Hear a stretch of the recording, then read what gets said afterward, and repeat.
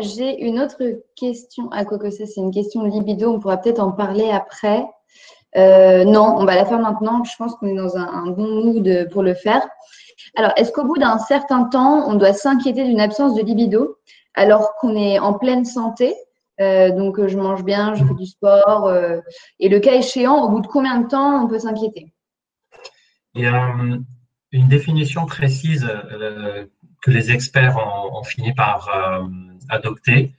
Et on considère que quelqu'un qui n'a plus de libido sur une période de plus de 3 à 6 mois, c'est toujours le délai de 3 à 6 mois selon la période de vie dans laquelle on est.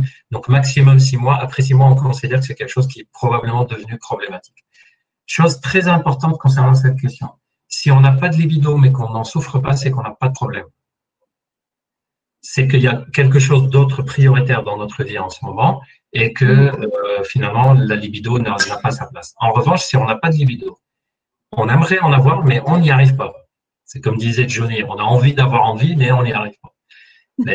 C'est dans ce cas-là qu'on considère qu'il y a un problème. Et je vais vous donner 3 questions très simples qui vous permettent de pratiquement sortir de cette phase-là quand il n'y a pas une grosse problématique sexologique. Première question à se poser, c'est est-ce que je n'ai plus envie de sexe, je n'ai plus envie de sexualité, ou est-ce que je n'ai plus envie tout court? C'est-à-dire, je n'ai plus envie de m'amuser, je n'ai plus envie de sortir, je n'ai plus envie de jouer, je n'ai plus envie de faire des choses. Si c'est seulement sur le plan sexuel que je n'ai plus envie, c'est qu'il y a vraiment une problématique sexuelle. Par contre, si je n'ai plus envie de façon globale, c'est que je suis dans une période où j'ai envie de rien, ni sexe, ni quoi que ce soit d'autre, et le problème n'est pas du tout d'ordre sexuel, il est d'ordre plus général.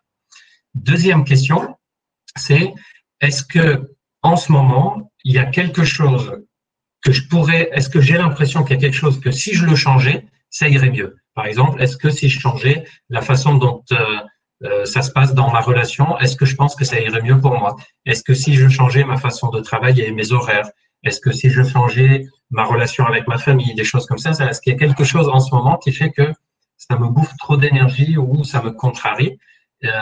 Et à ce moment-là, on a des idées en disant, bah, tiens, je vais peut-être essayer de changer ça ou ça.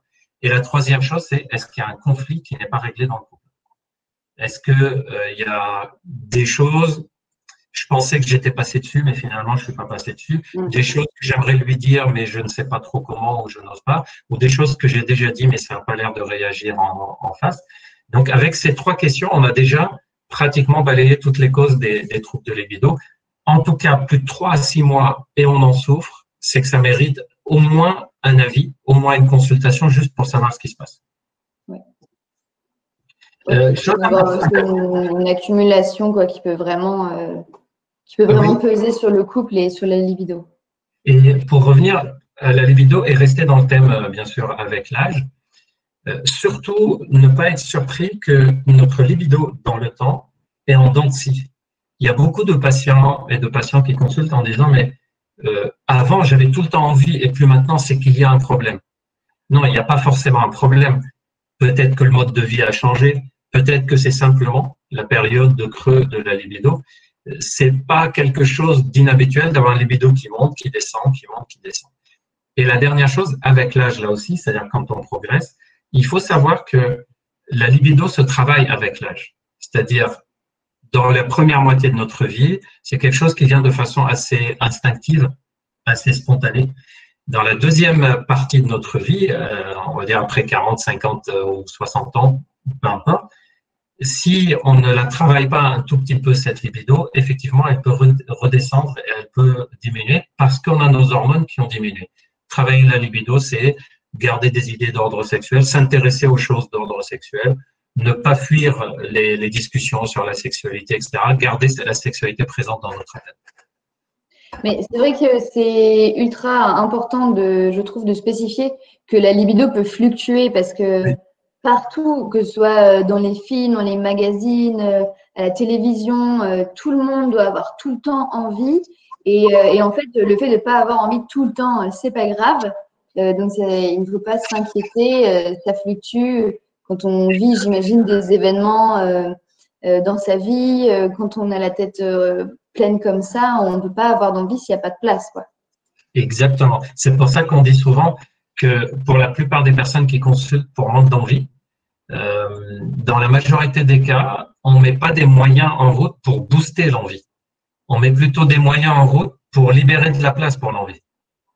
C'est très difficile d'avoir envie si on est souvent fatigué, souvent contrarié, la tête occupée avec des problèmes à régler ou en train de réfléchir. Et donc, la meilleure façon de libérer le désir, l'envie sexuelle, c'est plutôt d'alléger le mental. Et c'est là aussi où l'âge peut jouer.